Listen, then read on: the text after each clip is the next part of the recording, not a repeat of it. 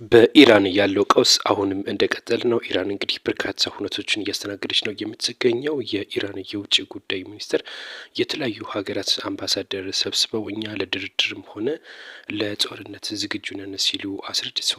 ማንኛውም ሀገር እኛን መብት ካከበረ እንደራድራለን፣ እንደዚሁም ደግሞ መብታችን የሚጥስም ከሆነ ለጦርነትም ዝግጁ ነን ሲሉ ምላሽ ሰጥተዋል። ዶናልድ ትራምፕ እንደሚታወቀው የአሜሪካው ፕሬዚዳንት ማለት ነው እኛ የኢራን ባለስልጣናት ለድርድር ዝግጁ ናቸው ማለታቸውን ተከትሎ ነው እንግዲህ የኢራን የውጭ ጉዳይ ሚኒስትር ይሄንን ማብራሪያ እየሰጡት ነው እየተባለው።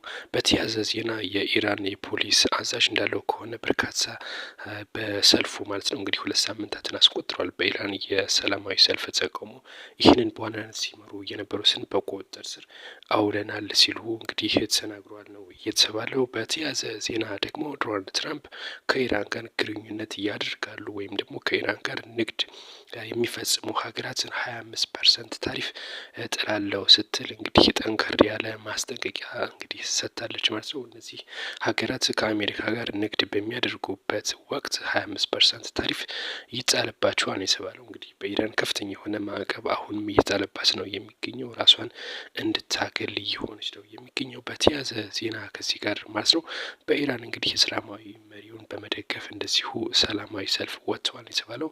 ተቃዋሚዎቹ እንዳሉ ሆኖ እንደዚሁም ደግሞ የኢራን የሰላማዊ ዘቡን ወይም ደግሞ ሰላማዊ አስተዳደሩን የመደገፍ ሰልፍ ተካሂዷል ነው የተባለው። አሁንም በኢራን ከፍተኛ የሆነ እንግዲህ ውጥረት እንዳለ ነው። ግማሾቹ ይደግፋሉ፣ ግማሾቹ ተቃውሞ ላይ ናቸው ነው የተባለው። በሌላ በኩል ከፍተኛ የሆነ የጦርነት ዝግጁነት እንዳለም የተነገረ ነው የሚገኘው በኢራን በኩል ማለት ነው። እንግዲህ ኢራን አሜሪካና እስራኤልን እመታለሁ የሚል ዛቻም እንዳላት እየተነገረ ነው የሚገኘው። ከዚህ ጋር ተያይዞ በርካታ ውጥረቶች እንግዲህ ተፈጥረዋል። እኛም እየተከታተልን እናደርስላችሁ ይሆናል።